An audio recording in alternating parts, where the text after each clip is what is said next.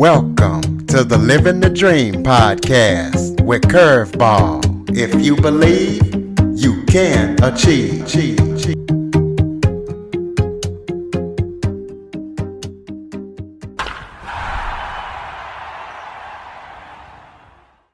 Welcome to the Living the Dream with Curveball podcast, a show where I interview guests that teach, motivate, and inspire.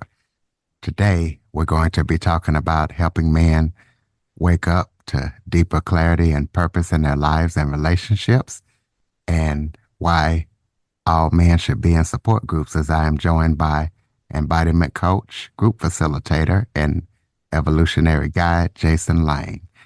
Jason, as I said, helps women or men wake up to deeper clarity in their life, purpose, and relationships. And he believes that all men should be in support groups. So we're going to be talking to him about that and why he feels the way he feels and everything that he's up to. So Jason, thank you so much for joining me today. So excited to be here, Curtis. Thanks for having me. Why don't you start off by telling everybody a little bit about yourself? Yeah, so my journey in this work is kind of wrapped up in how I support men now, going all the way back to my own personal story, and really begins in, I'm a man raised in the kind of lower middle class of the US and had a lot of my basic security needs met growing up. But one thing that became abundantly clear as I was getting older was my family didn't really have a capacity for connecting emotionally and even physically in some sense. And I had the experience that a lot of men I work with had of, I had a pretty good childhood. And then we begin to dig in underneath and discover, to no fault of our parents, there were just certain nutrients I didn't get growing up that then had an impact on how I was showing up in the world. And for me, that was most strongly noticed in my ability to connect to women as I was going through puberty and getting a little older and wanting to start relationships and just not having the capacity to do that, getting anxious in my body, feeling very disconnected and confused. And that really, Curtis, started for me a journey of kind of inner transformation of trying to figure out like, hey, what's going on for me and what's another way to be in the world that feels a little better. And it was through that I got exposed to men's work in my 20s, and then particularly started doing work in men's groups and different types of somatic therapies, which are just body-based therapies. And my life, started to transform from there. And in the process of that, I got so into the work that other men started asking me like, hey, can I join your group? What's going on? And so I started facilitating men's groups kind of in my mid-30s. And it's really just taken off since then because there's a, pretty big gap right now in the world in terms of a lot of men struggling and not necessarily getting the support they need, as so much has changed in our world and culture and the way we're supposed to show up in relationships that so many men are lost and not really getting the help and guidance they need. And I consider myself just one of many voices out there that are saying, hey, there's a better way to do all this. And most importantly, Curtis, you don't have to do it all alone. So you say you're an evolutionary guide. Tell the listeners what that is and what that means. Yeah. So to me, we're each on a journey of growth and evolution in our life. We each kind of come in with a certain karma from our family of origin and our lineage. And when I say evolutionary guide, right, I can't grow anybody. Growth is always up to you, the individual. But I can be a guide, kind of like if we were going to go hike a mountain together, I'm going to do it with you. And I'm going to take you on a path that maybe worked for me and support you along the way and help you get to the most whole, complete, loving, joyful, and alive version of yourself you can be. And, we have different seasons in our life where we focus on different elements of our life. But this idea of, life, relationship, career, they can all be avenues for our growth, right? To become even more uh, present, loving, like I said, versions of ourselves. That often the pathway to getting there is addressing some of the things we inherited from our family system growing up, some of the different patterns or woundings of our nervous system that were normalized for us when we were young, but as we get older, we realize, wow, I think there's more possible here. So you call yourself a no more Mr. Nice Guy coach. Tell us about some of your mentors and leaders that you studied and trained up under. Yeah, so that one in particular, one of my dearest mentors and friends is Dr. Robert Glover, who wrote the book No More Mr. Nice Guy, which has been out a couple of decades now, and amazingly sells more copies every year than the previous year. And for a lot of men I work with, is kind of the gateway book that wakes them up to, wow, some of the strategies I've been using in life don't work particularly well. And the nice guy in particular, which is a kind of a term for a lot of type of men I work with, and I have elements of this in myself, is actually really interesting because it's a positive thing in the sense that it is an evolution of masculinity, in that, for a long, long time, the way not all men, but certain men in the world showed up would be disconnected from their hearts. So just going after what they want, taking what they want with no regard or consequence, no regard for the consequence for the people or environment they're with. The idea of the nice guy, Curtis, was kind of a response to that. That many men grew up in volatile households with volatile fathers, or being shown examples in our culture of some of the destructive possibilities of certain types of men. And the nice guy basically shifts that to, well, you know what? Instead, I'm going to kind of prioritize the safety and well being of those around me. And that's a positive thing in a lot of ways. But where nice guys in particular struggle then is they do that at the cost of themselves. So the idea of codependence is often linked to nice guy syndrome. And this idea that nice guys often lose connection with their boundaries, their needs, their wants, and instead just keep moving towards what other people need and want.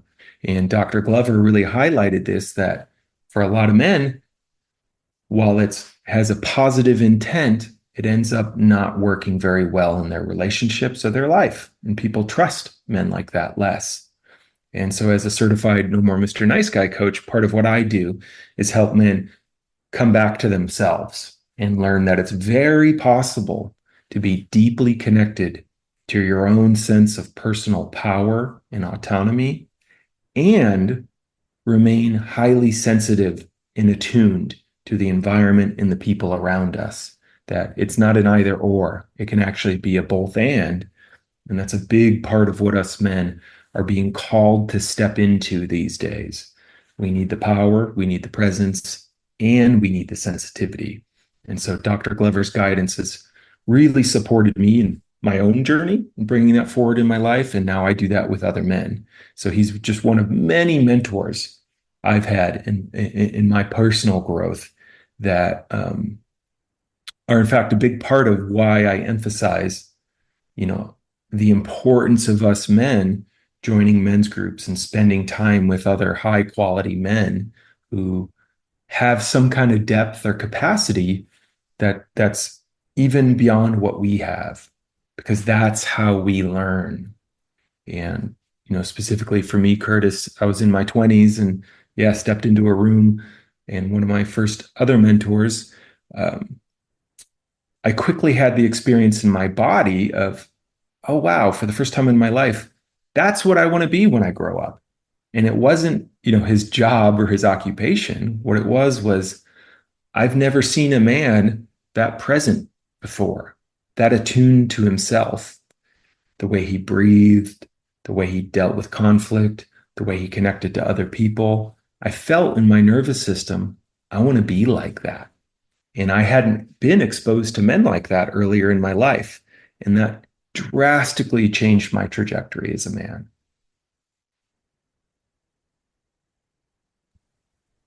Can you explain to the listeners what a men's group is and why they're so important? Absolutely. So, kind of like the term meditation can mean many, many different things. I often say men's groups can mean many different things, but the most simple explanation I'm giving these days, it's when a group of men, so two or three at minimum, up to, sometimes a dozen, gather together with the intention of putting their attention on each other to get real about what's happening in their lives.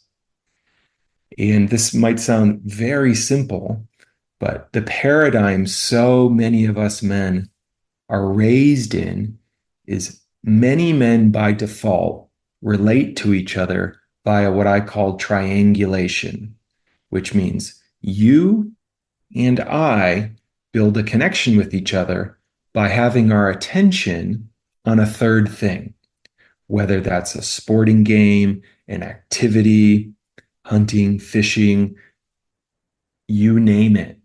We often bond by literally having our attention looking at this third thing, which there's a time and place for that. It can be great, right?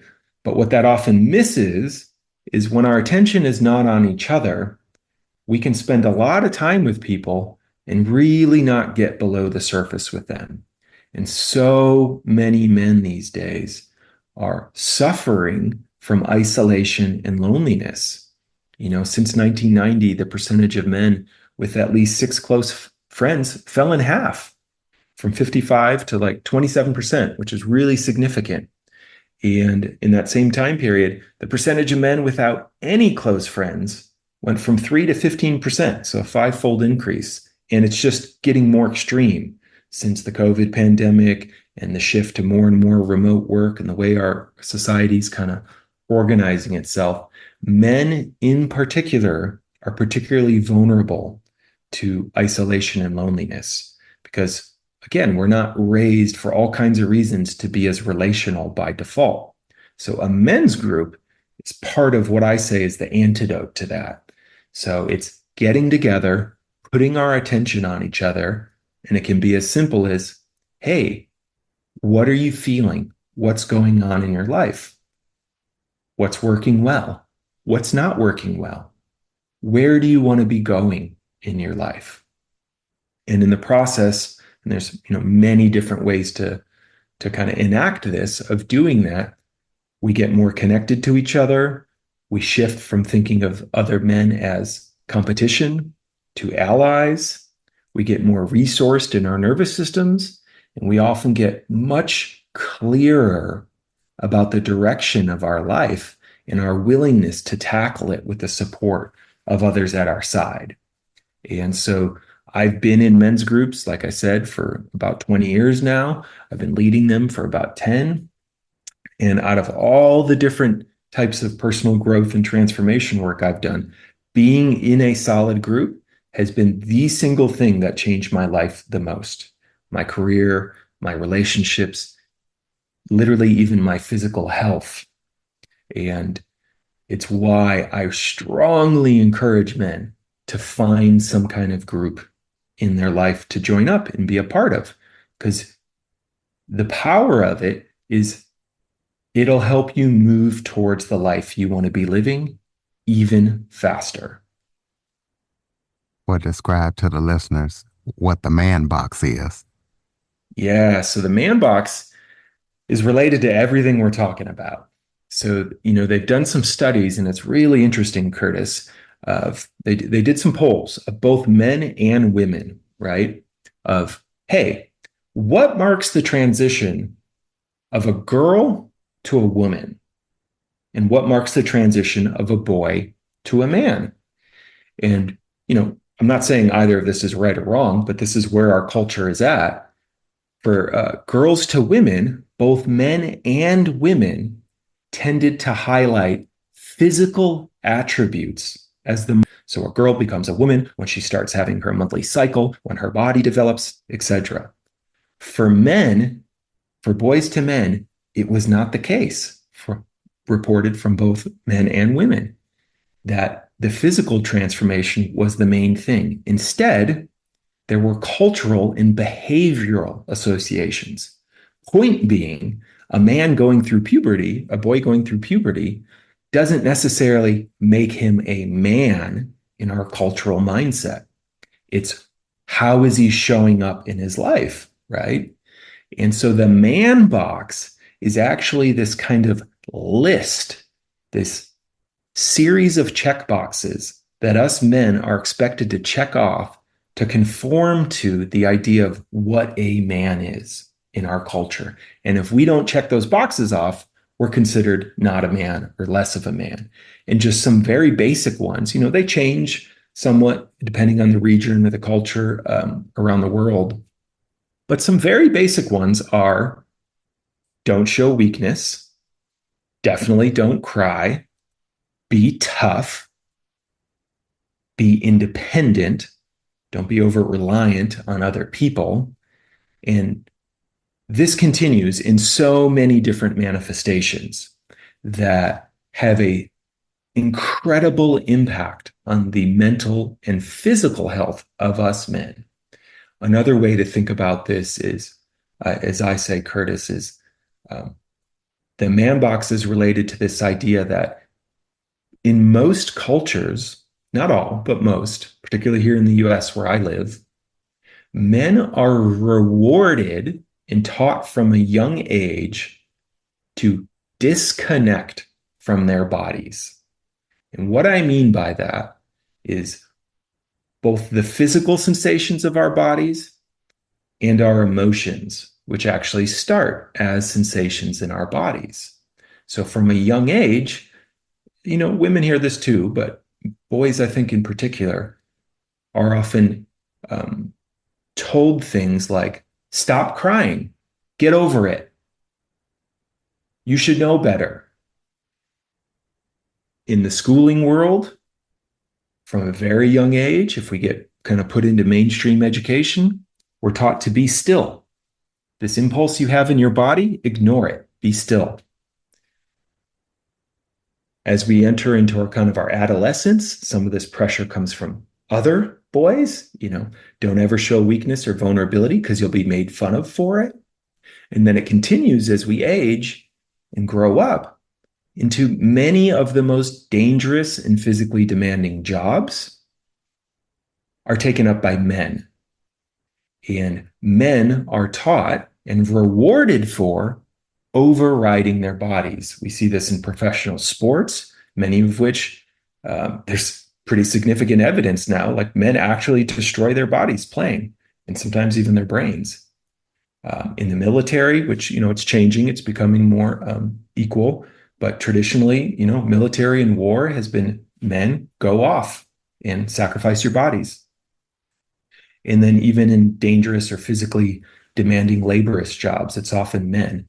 But the point being, or, even in the corporate world now, Curtis, it's like work harder, 80 hours a week, override your body, disconnect from it. This is a message we are given so often from such a young age as men, and that has severe consequences for us. And it's related to the man box, that it should be mind over matter. And I see this show up in many men I work with. We come with a certain amount of, I guess you could say, preloaded health and vitality in our bodies. But, by the time our late 30s, 40s, and 50s hit us, this stuff starts to catch up with us men, and our bodies start to fail us, or we get autoimmune disorders, or we become depressed. And these things can often be connected to the fact that we're totally disconnected from our bodies because we've been taught that culturally. We've not been taught how to be present with what is happening in our bodies and how to name and express and share our emotions.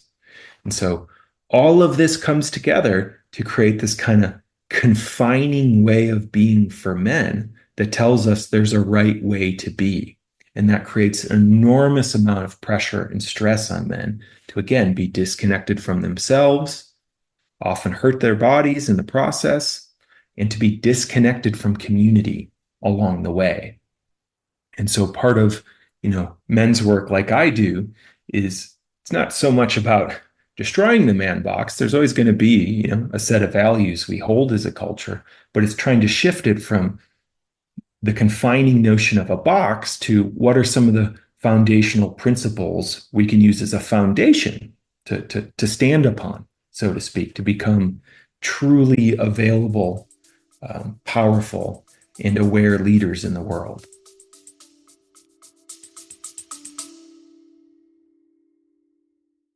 Okay, everybody, it's Michael E. Cullen II. And I'm Sesame and Carta from the All Too Real 2 podcast. We're passionate about movies, TV, and pretty much all things pop culture. Dive into the chaos of failed sitcoms, direct-to-video sequels, and the quirky realms of cinema and TV. Join us every Thursday for your dose of All Too Real 2 entertainment. We'll guide you through debates like whether Howard the Duck qualifies as a superhero. Ponder if Larry the Cable Guy could be the new Rock or Schwarzenegger. Discover if some shows and movies should have stayed in the cutting room. Ever heard of a sitcom featuring that dictator with the funny mustache? Well, we watched it. We're dedicated to unraveling the peculiarities of pop culture, sometimes with awesome guests. So, if you're into the eccentric world of pop culture, listen and subscribe to All Too Real 2. Available wherever you find podcasts and on Age of Radio.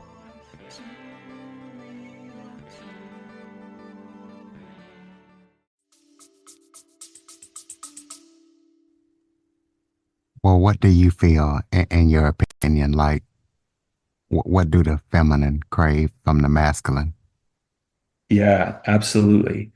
And so I'm going to use some language here that, some people don't like these days, masculine and feminine, but you don't even have to call them that for this stuff to be useful. Just there's this idea that in the world, there's one of the primary polarities and dualities is the energy of, we could call it masculine and feminine. We could call it structure and flow. We could call it awareness and energy. You could call it yin and yang. You could call it perspective and feeling. There's so many different things here. But the point being, we all have both of these energies inside of us, whether we're born in a man's body, a woman's body, or we've configured ourselves in any way in between. We all have access to these.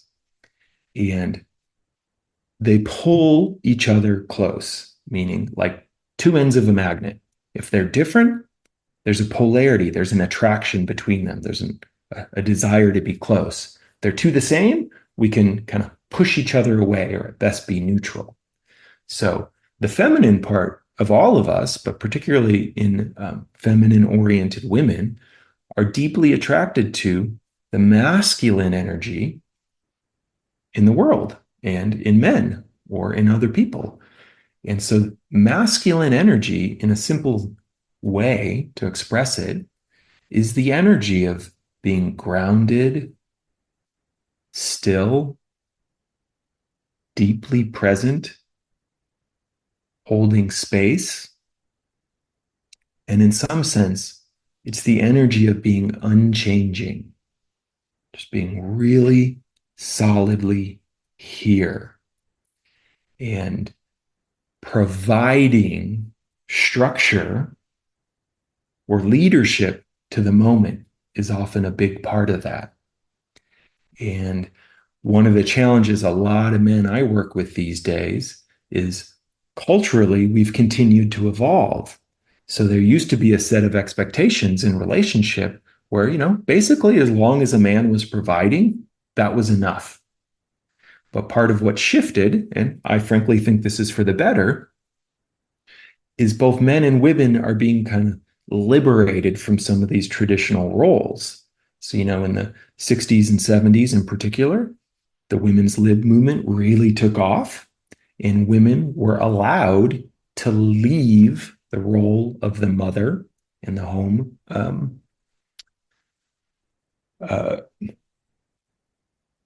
housewife, so to speak, and they were allowed to come out into the world and have their own opinions. and have jobs and move towards things, and in a sense, bring their own agency and some of their masculine energy online. And that is an awesome thing. Simultaneously, it's happened a little later, so the men's work world is a little behind, I would say. Men, for the first time in a long time, are being asked to bring their sense of relationality and interiority online. Hey, what's happening inside yourself? What are you feeling? Can you express that? Can you express yourself? And that's a big edge for many men. The problem is, these days, because there's more complexity to these roles, a lot of couples don't know how to be in the world, because a lot of women are like, hey, I don't need you to take care of me financially anymore. I got this. I have a career I love. I'm super inspired by what I do. But I do need you for some other things. And it's those other things that we're really talking about here, Curtis, of your capacity to be grounded, to be present, to bring spaciousness to the moment. It is shocking how impactful it can be when we as men, or the person holding the masculine in any relationship, are able to show up in this way. The feminine craves the ability to trust and relax and bring down some of their vigilance, which they've had to build up over many years, because the truth is a lot of men haven't been trustable for many, many, many generations, in a sense. But so for us as men, this work to particularly becoming present, so getting out of our heads and the endless amounts of rumination that so many men do, to actually coming down, being connected to our bodily sensations, being connected to our emotions, and actually paying attention in the moment to our surroundings and who we're with. And that's the work I do with a lot of men, that completely transforms their marriages, their relationships, their dating life, as they learn to become present in this different way, that it's not just the feminine, but everyone is craving. And when we're, I can speak from the first hand, when I'm around others that are present in this way, my body, my nervous system relaxes, and I just want to be around them more.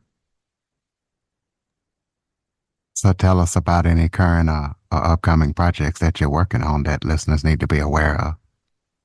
Yeah, for anyone, particularly men that are hearing this and like, yeah, this sounds a little weird, but I'm curious.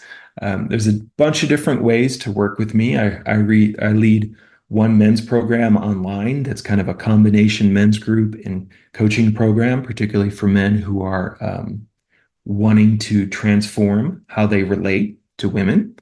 And that's called Pillars of Presence. And you can join that anytime.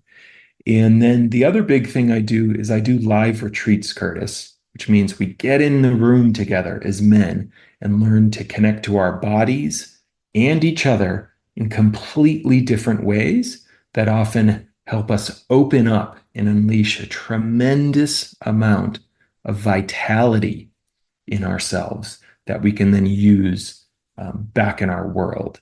And I run that every Labor Day. So I have one coming up again this year, this Labor Day in Northern California. And it's, pretty small, intimate group, about 24 men in a beautiful location. We do work in nature. We do work with each other. And it's about coming alive as a man and learning to access your presence in these ways we're talking about. And all the information for that, you can find at my website, evolutionary.men, under the events section. Okay, that was my next question. Your website, evolutionary.men. So close us out with some final thoughts. Maybe if there was something I forgot to talk about that you would like to touch on, or just any final thoughts you have for the listeners. Yeah, this is a message directly to men, but also to any women who want to support their men, in that part of the man box we're fed, particularly here in the US, is the myth of the lone wolf or the rugged individualist cowboy. And the honest truth is, in nature, in the natural world, The lone wolf is the wolf who was kicked out of the pack, and they don't live as long. They need the pack to survive. And we're like that as men too. And the offering I have here to say about this, the power of getting into community and joining men's groups, is it's not that life is going to become magically easier, but it will become a lot better because you will be resourced in a much deeper way to handle the challenges and stresses of life. So you will grow faster in community than you will alone. That would be my parting message for men. And if there's a woman out there whose man is struggling, have this conversation with him. Like, hey, have you ever considered connecting with some other men and getting some support? It's not something to be ashamed of. It's something to be proud of. All right, ladies and gentlemen, evolutionary.men. Check out everything that Jason is up to. And if you want to check out that retreat, do that also. Please be sure to follow, rate, review, share this episode to as many men as possible and as many women who want to support their men. If you have any guest or suggestion topics, send them to curtisjackson1978@att.net. As always, thank you for listening and supporting the show. And Jason, thank you for joining us. My pleasure, Curtis. Thanks so much. For more information on the Living the Dream podcast, visit www.djcurveball.com. Until next time, stay focused on living the dream.